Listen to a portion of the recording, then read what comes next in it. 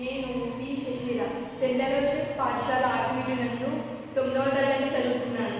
ఇప్పుడు నేను వీరగాథ 4.0 కార్యక్రమంలో భాగంగా శ్రీమతి ఝాన్సీ లక్ష్మీబాయి గారి ఏకపాత్ర అభినయం చేస్తున్నాను.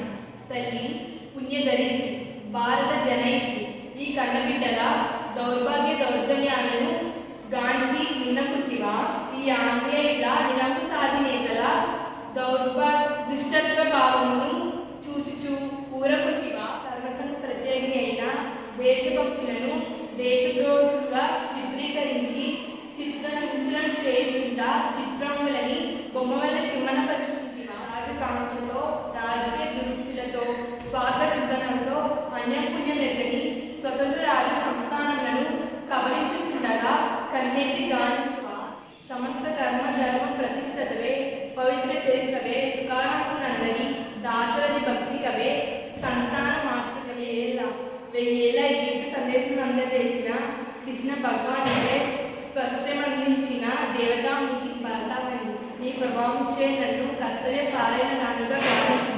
హర హర మహాదేవ శంభో శంకర, హర హర మహాదేవ శంభో శంకర.